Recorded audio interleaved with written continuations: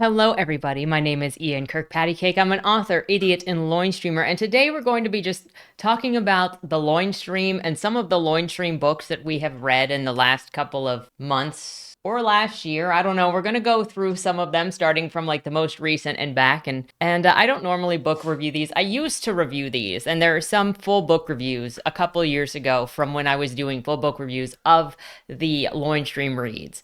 And then I think last year I did a compilation of a couple of them. But right now we're going to do some that I haven't done yet because this week I've had a particularly difficult time focusing and like making myself read. So I did not get through the Buffalo Hunter Hunter.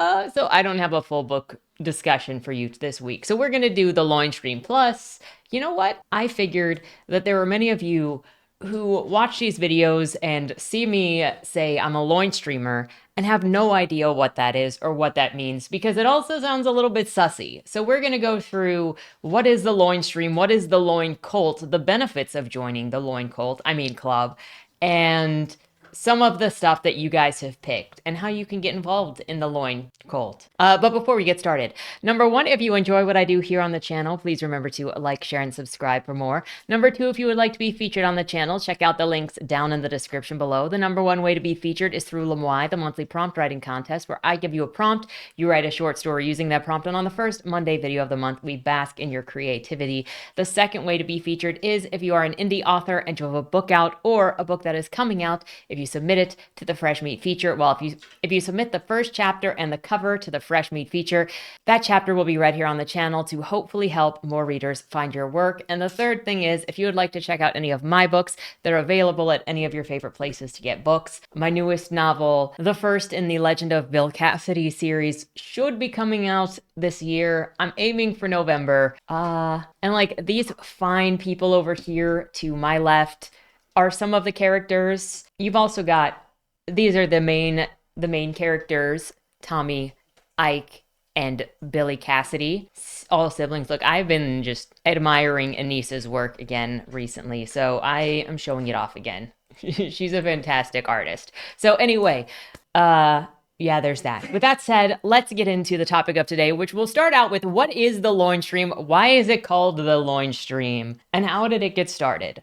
So the loin stream started out as years ago, I was on social media and I was like, look, I'm reading these books and I want to share like what I am reading. So I was posting screenshots of parts of books on social media at the time. And then I was putting a comment like with whatever it was that I wanted to say about these things. So sometimes you're just reading a book and there's like either something intriguing or something stupid or something so bizarre that you're like, I need to talk about this, and I have nobody to talk about it with. And this was before I had a Discord. So I was just like posting blurbs on social media, like, this is what I'm reading, these are my thoughts.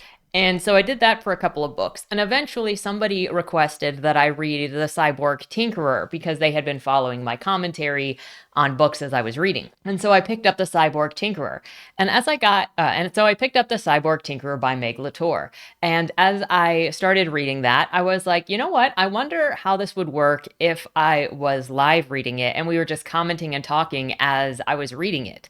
And so then that became the first live read book. And that's what it originally was called, was the live read, but there were so many random references to like loins, not specifically the word loin, but like, you know, the frothy areas. And so I kind of made it into a joke by calling it the loin stream. Well, we spent 10 weeks reading that book together, and then we switched on to another book where I initially tried to call it I think it was the muck stream, because the character was saying muck instead of fuck. And that just didn't feel right because we had been the loin stream for almost 3 months. So then the name loin stream just stuck because changing the name didn't feel right. And that's how loin stream has been. And sometimes there's the running joke of like looking for the loins mixed into the stories, but there actually are not that many spicy stories that end up on the loin stream. Surprisingly enough, there is a lot of variation that ends up on the loin stream.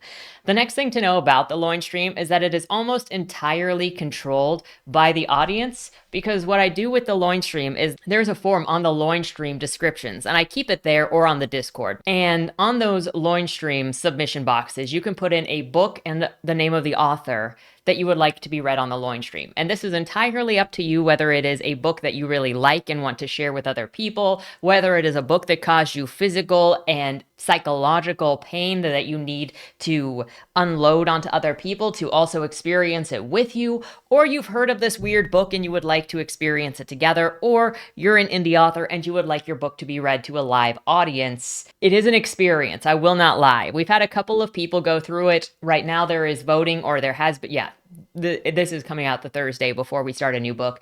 Yigao Chan, whose book has been up for the Loin Stream voting this time, is a member of the audience he's got a couple of books out as well. And so sometimes authors submit their own book. I know that Linda Raynor is in there. I know that Alex Radcliffe was in there. And then there have been a couple of people that I know. Vladimir, Spirit of the Order Fragments, is also somebody that I know.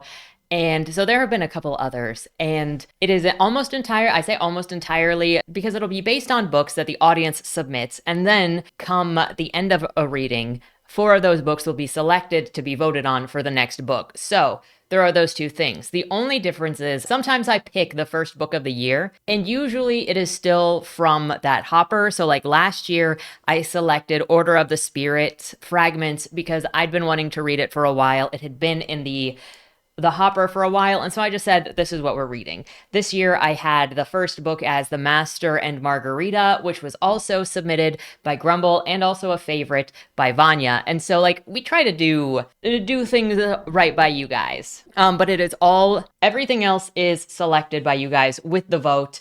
I randomly select from a list, and then those are what go up. So right now there are like 24 books in there. So if you submit a book and you don't see it up for the vote, it will likely eventually come up. There are just a lot of them. Unless you submit A Little Life. That will never be read on the Loin Stream, ever. I will veto the crap out of that book. I hate looking at the cover of that book. If you submit it to the Loin Stream to be read, I will delete it. There is no hope for that book here, okay? So the point of the Loin Stream is not just to like mock books. As much as some people may get that impression, we have had some really fun books, and it's also not to just be insulting to books. We have fun, we dramatize. Sometimes I change things about books to make it more fun. Like I've added lines, even in the last book. I don't think anybody noticed when I added lines into the last book because it was so over dramatic. But I'll add lines, I'll add characters, I'll change characters. Like when we read Eve the Awakening, I changed the principal to a woman because it just felt right. Like she was like a dominatrix style woman, and it was surprisingly fitting. When we read Lightlark and Nightbane, I changed many of the characters inside of that book to be people from the chat. And then we also changed other phrases, like instead of them being dragon riders, they were gamers. And instead of being healers, they were tech support. And that is how we got my sister in tech support. So we come up with memes. And then when we had to read Fourth Wing on here, we changed all of the sex scenes to mukbangs. And our guy, Grim, the Grim knockoff, I can't even, Zayden, there we go. I can't believe it took me so long to get back to his real name. We gave him a family heirloom air fryer, pocket air fryer. We had double fisting Hot Pockets. So like sometimes we really play up with things. Oh my gosh, when we read The Spook's Apprentice, we changed the witches to e-girls. And then, the main character met his first e-girl. So like we have fun with some of the books. Other books, we change less, and we're just like Master and the Marguerite. I just gave all of the devil's southern accents because, of course, I don't care that it was in Russia. That just kind of makes it more absurd to me. But like we just have fun. We mess around, and we make memes sometimes with the books. Oh my gosh, when we read Will Jordan's The Dark Harvest, we turned it from being a zombie virus to like viral memes. And I think the funniest thing with that was when it worked. It worked too well. You had the Russians with their briefcase with the first original source of the memes, and you just see them on their plane opening the briefcase, looking at the meme, and then airdropping images of the first viral meme. And it worked way too well. I'm trying to think what else there was. But so that's like That's it. We turn reading a book into a group activity. We have fun with it. We make memories, and we have something in common. We also discuss things in the book, so like the characters or the story if we feel like it, or the conflicts going on. And it really just gives us something in common. And books are so different from like TV shows or movies or video games because the pacing is different, what you can do in books is different, and everything about it is just different. Now, how do you become a part of the Loin cult? I mean, Loin stream, is this just every Friday night, 8:30 Eastern time, the only real time zone? Sorry, everybody else. I don't make the rules. With that said, let's do a couple of like short book, I don't know, book discussions, I don't know what to call these, because we're going to go through a couple of the books that we've read on the Loin stream, what they were, what I remember about them to discuss, and that's pretty much it. You can join in the fun, and tomorrow night we are starting a new book based on what you guys have selected. The voting is still open. So with that said, the last book that we just finished was The Abyss Surrounds Us by Emily Skrutsky. And that was a book about a girl named Cassandra Long, who there were giant battle animals. Mostly we dealt with a turtle, but as we got to the later parts of the book, there was a whale kaiju thing, an octopus kaiju thing, and a snake kaiju thing. And I don't know if there are other animals in the future. I was hoping for some birds when they had helicopters in there in the end of the first book, but we didn't get any kaiju birds or moths or anything that flew with the choppers. So we just got these sea creatures. Anyway, it's about this girl named Cassandra who she has been growing up all her life being trained to be a kaiju master. I'm just using the word kaiju master to like make it very specific image of what it is, because these guys kind of guard boats as they travel the seas because there are pirates. And I don't know if they have land kaiju as well for like land trading, because this is some future where the world has broken up a little bit more. California is like its own little thing now. That's where she lives. And so she finally is old enough to go on her first journey by herself. It's a cruise ship. She's got her battle turtle Durga. And she notices that something is wrong with Durga. Like Durga's health is failing. She's flaking.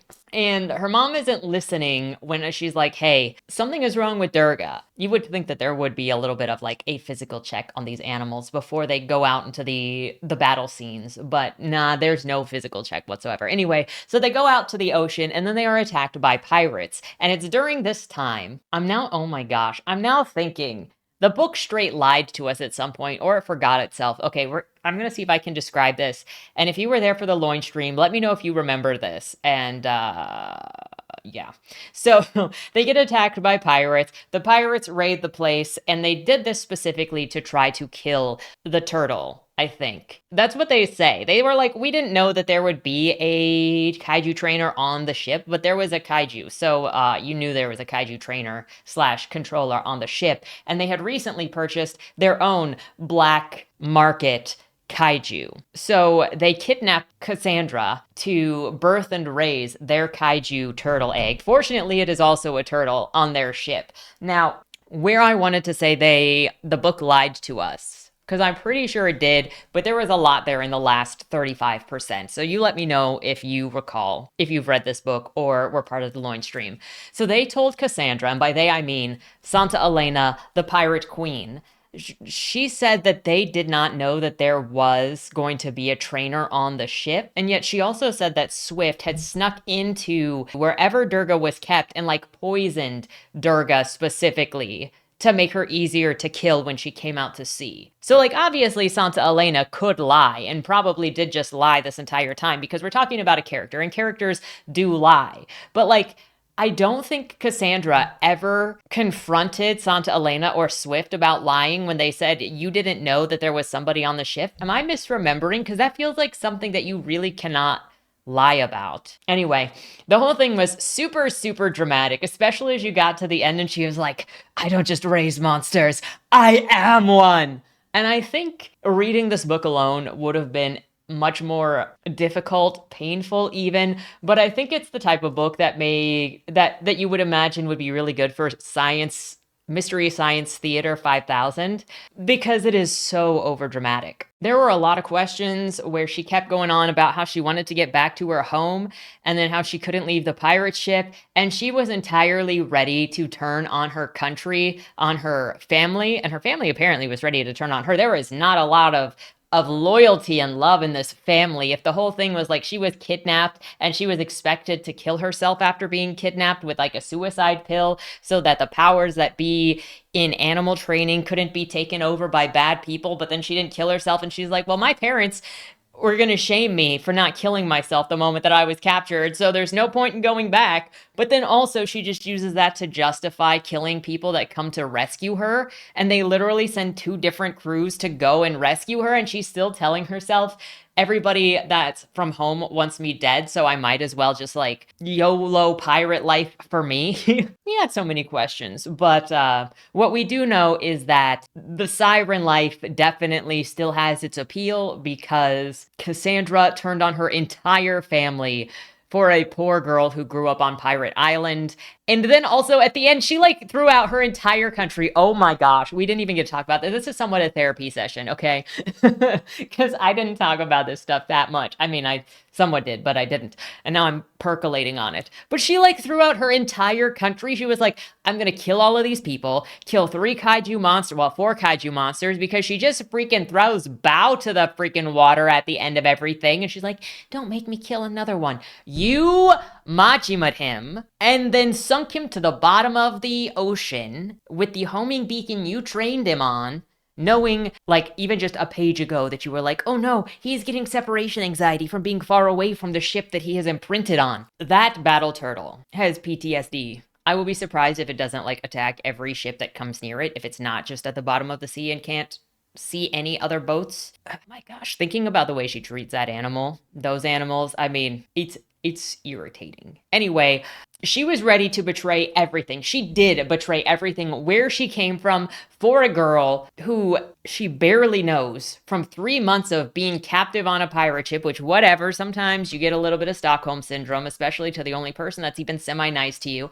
And then at the end of the book, spoilers, she's like, oh, you killed my turtle? Well, I just betrayed my entire country, my family, my life, my old life for you. But screw you because you lied to me once. And so now I'm turning on you and I'm going to become the captain and you're probably going to be my bitch because I am going to supersede you. Like, Cassandra, I need your turtle to come out of the sea and eat you like you are sea waste. That's the best. Anyway. So that was a good time. The other book that we've read so far this year was The Master and Marguerite by Mikhail Bulgakov.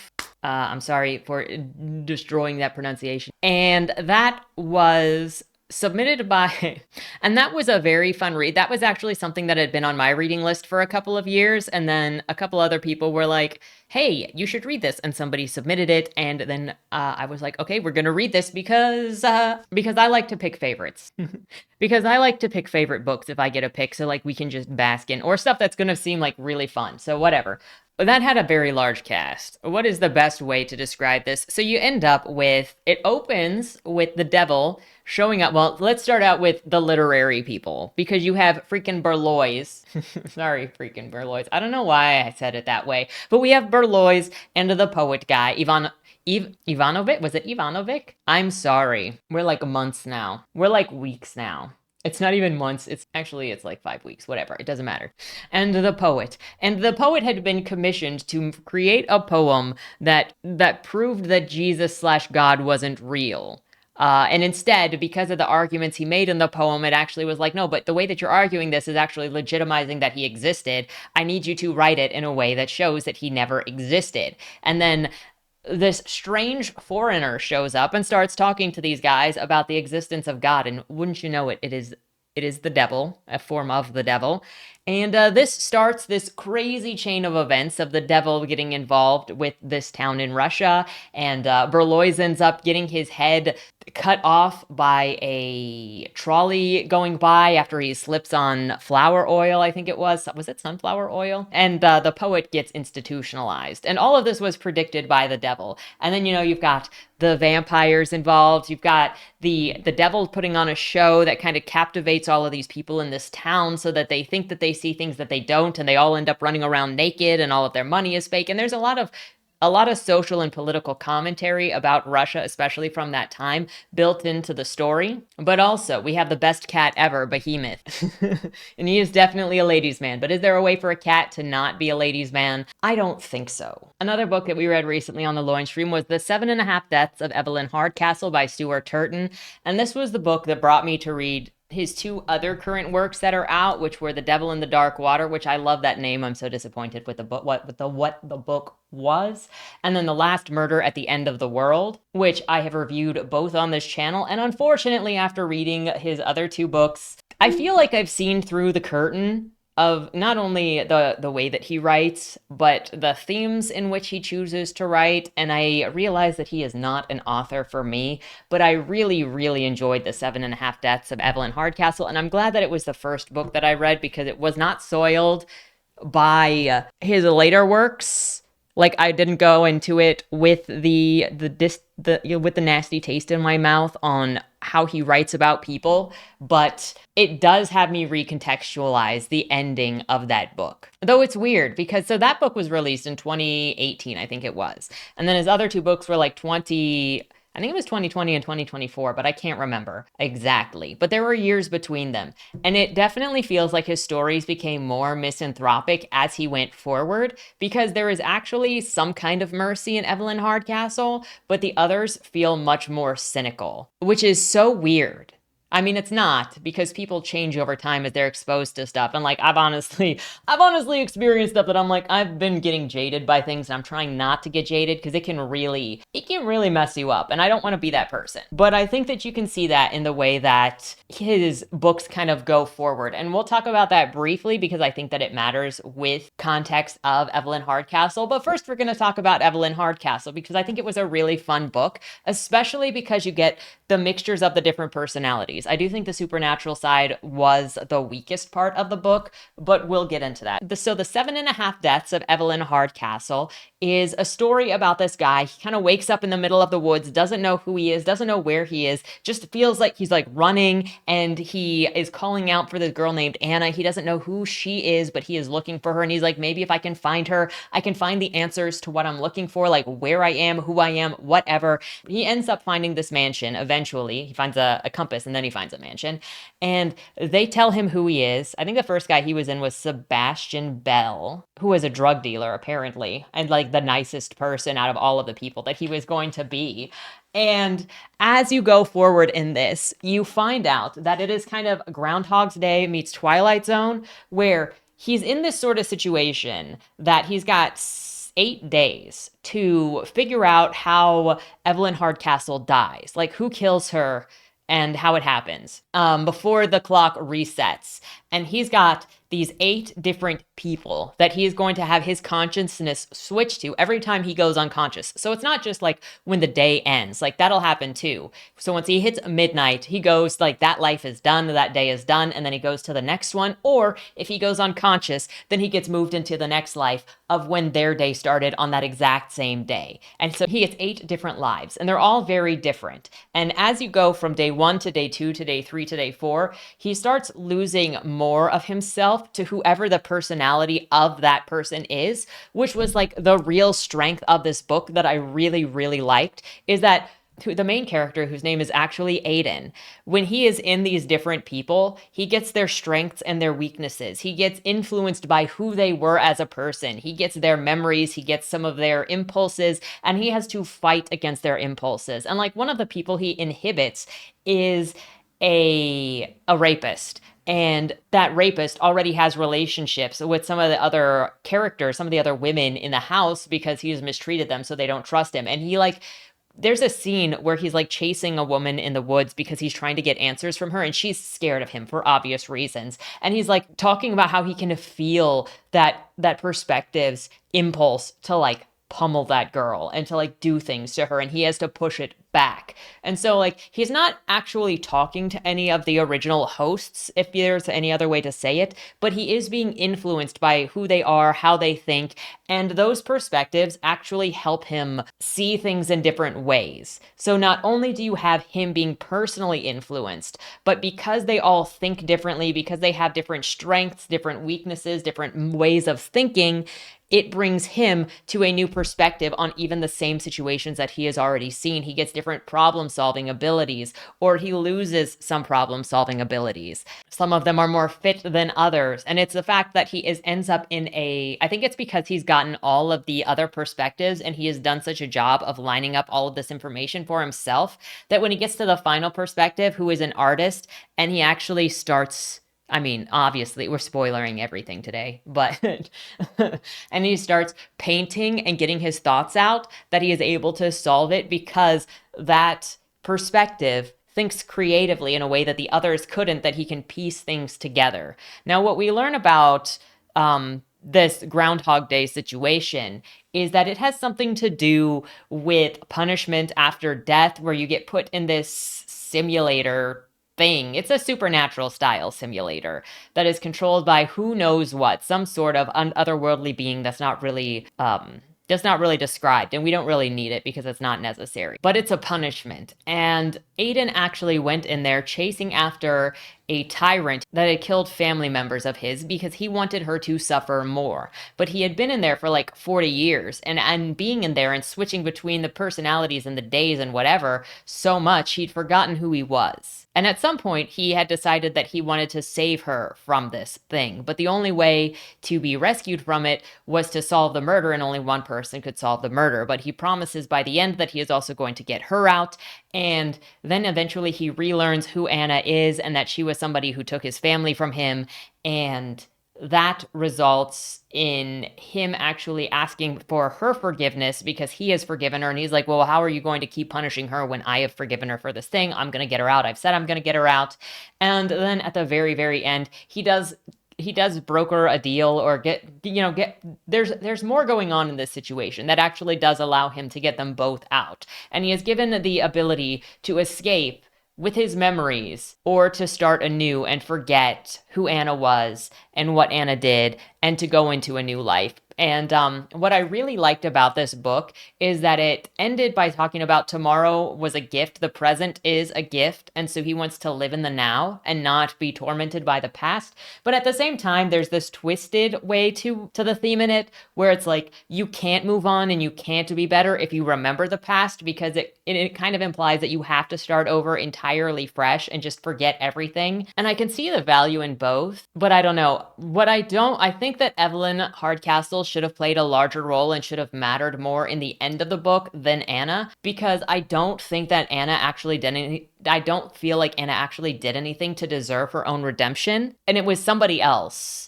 Like, Anna didn't change as a person. She just forgot who she was. Anna never faced the consequences of her actions, like she was being tortured in this thing. But she didn't have a change of heart. She didn't have a change of mind. She just forgot who she was and then had to become basically rebirthed as someone new in order to escape this hell. And I'm not really a fan of that. Evelyn Hardcastle felt so much more important, and it doesn't feel like she actually got justice for the way that she was treated in this book and the way that the other characters treated her. Now, how that relates to Stuart Turton's other books, The Devil in the Dark Water is about a big mystery. The Devil in the Dark Water is about these people getting on a boat. It's the 1600s, and they're traveling from India to Europe, and people start dying on the ship and there's this symbol that's showing up that relates to this myth, this folklore of a cursed person. And as it turns out, all of this is in revenge against the guy who owns the ship, because he was pillaging and lying and making up these attacks on these villages that were all mythological so that he could take all of their goods. And some of the people that were killed included family members of those on the ship, including Sammy, who is a great detective. And so Sammy orchestrated this whole thing to kill people and get justice on those he didn't believe the system would get justice against. Now, he also made excuses for murdering a bunch of people because, well, tough luck, they were in the wrong place at the wrong time. But this is where you start to see the cracks, I think, in Stuart Turton's writing style, or at least like where I started seeing them, which had to do with one, the caustic way in which he approached characters. The women were all defined as victimhood with victimhood, and like especially the wife of the main bad guy, who she was just his victim and just felt like she was there to have like a strong woman moment against him and to like show, oh, she is a victim to the patriarchy. And then the big thing was like, oh, justice doesn't exist, so we need to become, 1600 level Batman and kill innocent people if we have to in order to get justice on the rich people that don't get any justice for their crimes. And it's just like, okay, so now we're starting to get into this place that is kind of misanthropic because we're assuming the worst of these other people. Of course, you're going to take in the social behaviors of the time, so whatever. But if that is all that you describe your female characters as, it's at least off-putting to me. But then you have this thing where it's like all of society sucks and it's up to us to fix it, but people just in general suck. All people suck. And that the innocent can suffer in seeking of my vengeance, which was the message that it ended on. We had so many like dead ends and open lines at the end of this book. You just have to go watch that book review if you want like all of that, because the last couple of chapters of that book were the worst. They were the worst, especially freaking sitting down at the table. And then you had Errant, who was like supposed to be this guy who was really into justice and really into doing the right thing. And then he learns what Sammy is and doesn't even question Sammy and doesn't even like, he throws a fit and then they're like, well, we'll kill you if you keep saying anything. And Errant is just like, unless other people decide. And then he's just gung-ho to become a vigilante. And it's just, and then you get into the last murder at the end of the world, which is about a couple of scientists who have basically faked this isolationism on this island that everything out there is dead. I don't think everything out there is actually dead. It could be. But the whole theme of that is that the couple of scientists that were still humans believed that humanity was so doomed to be evil that they were trying to create a new and better humanity. At least Nima was. The two others with her kind of disagreed with her and wanted to rebuild society for the humans underneath, but they all failed, and society was inherited by the meek, because that's what Nima believed would be true, is making humans that are better than humans, but they're still humans. They're everything that humans are, but without the violent impulses, and somehow humans created derivatives of humans that are better than humans. I don't know, and that just goes full misanthropic to me. But that book also, so the author of this book obviously kind of messes around with perspective and like wants to trick the author. And this is really, when you start reading multiple books, you kind of start seeing the ticks that certain authors do, and you start deciding whether or not you like the author's style, because you get to see it in different perspectives.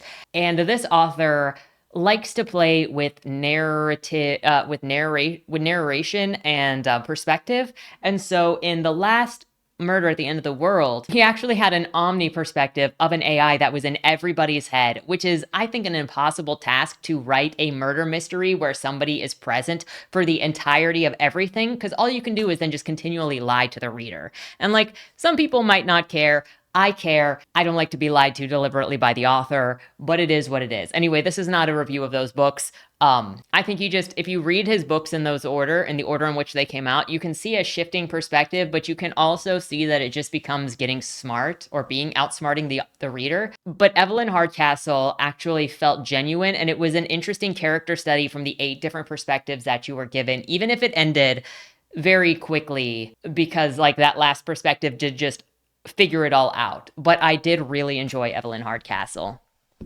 even with areas that I might be like, I criticize that, but I had fun. I really liked it. Another book that we read recently for the Loin Stream was Necrotown by Alexander Nader, and that is a book about a guy named Sam something. I don't remember what his last name is. He has a girlfriend who's a kitsune, and she has like a living kitsune tattoo on her body, and she transforms. She can, I think she can take over other people's body by her tattoo going into other people's body, because like that's actually the tattoo. Because she switches out of her super hot body to be in some other people. Oh my gosh, you've got like the pawn dealer guy. Was it Blood Fox? Oh my gosh, it was Blood Fox for a little while. Anyway, so Sam and I cannot unsee it now. We were playing Death Stranding last week for the first time, and the main character in that is named Sam, and then like he dies and he rebirths, and then I was like, is that where Necrotown got this from? Because Sam in Necrotown is a semi-immortal person, and when he dies, he like goes through this process of rebirth right into the place where he was initially born. So like you kill him and he turns into a fetus on the ground inside of his old cabin, and then just like quickly reforms into the whatever age it reforms him into. I can't unsee it as some sort of knockoff of Death Stranding at this point, or inspiration. I shouldn't say knockoff because it could be inspired by, but like naming it Sam also is kind of sketchy to me. Anyway, so you've got Sam, and he's like a loser detective of sorts, a PI of sorts, and he gets hired to find this girl for the mayor because his daughter is missing. And he is super desperate for this job because he is not good with money, and the trolls keep beating him up for his money. I don't really know why he is so bad with money, because he doesn't particularly have a gambling issue. He does go and buy alcohol immediately, but that is not an immediate damnation of anything. So he eventually discovers that there is a lead for this missing girl in Necrotown. Now, it takes us forever to get to Necrotown, and you would think that the majority of this book would take place in Necrotown, or some big things would happen in Necrotown. I think we got there at like 60-something%, and were there for maybe 2% of it and never went back. So Necrotown is a bit of a misnomer because it doesn't even build up Necrotown. It's kind of just like everything but Necrotown. And so this is an urban fantasy. It was a nomination in, I think, the self-publishing sci-fi fantasy awards. I don't remember. It's on the page, but it was recognized, and I don't know how it got into our hopper. Somebody put it there, but it was there.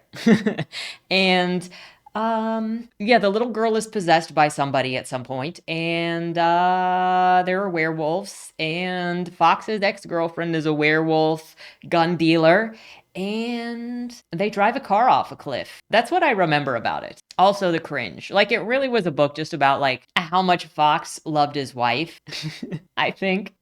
And so that's that. Then we read The Long Moonlight by Razorfist, and I don't have a whole lot to say about this book. It was, I think it was inspired by a video game.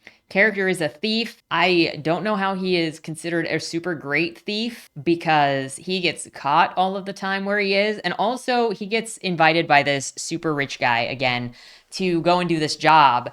And he sneaks into this mansion where this big crime boss lives, and there is literally like no security. And it's like, well, of course you're going to be great thief if you go into places where there's literally not even NPCs standing around. I don't know how we got here, but you would think turrets, you would think something. It just made it easier to navigate the mansion by not having to write about there being dudes watching everything. Anyway, there's that. He falls in love with this barbarian-style large woman who only enters the plot so that they can get some emotions so she can get some emotions for him. He can build some emotions for her, and then she can be hanged out a window to make him like, ugh, I need to get you.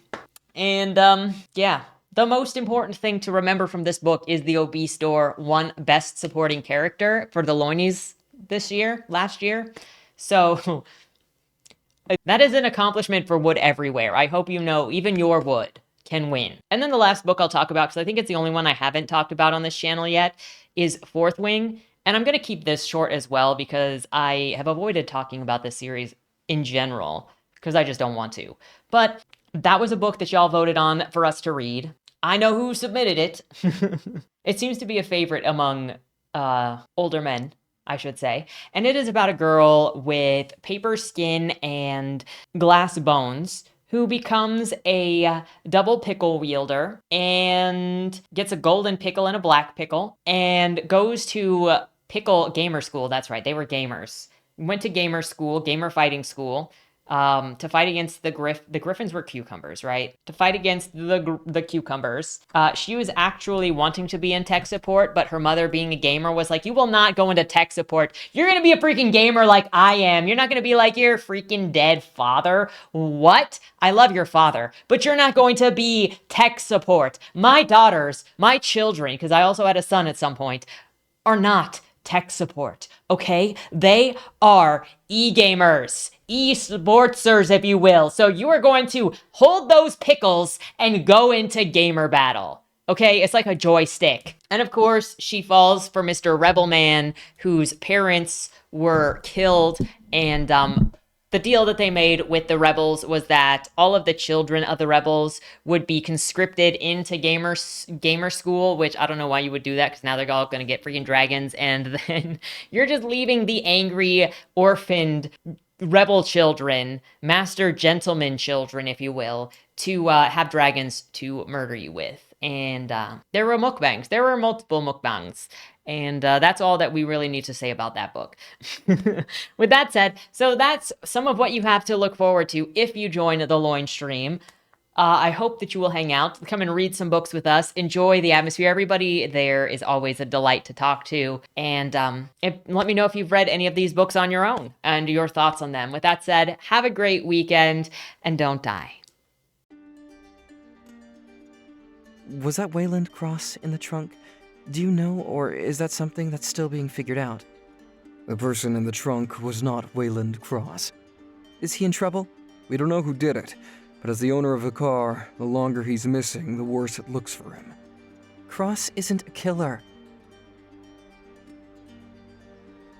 For the last couple of years, the average number of murders in Baltimore has been over 300, and it's been going up. Mind you, that's only whatever the badges count as official murder, and believe me, there are people that don't count when they die. Wayland? If you're down here, tell me. I'm not talking to the badges, I've been looking for you. They found a body in your trunk. Way. Why? Did you do that? To the left. Plain black letters read along the wall. You walked in the corridor. Once that ends, you chose the dark is on the right. My vision goes blurry, flickers black and black and black for longer intervals until I can't see anything at all. I'm not screaming anymore, but my voice echoes back to me. Where the hell am I? You're dead, Josephine. Even smart people do stupid shit sometimes, right?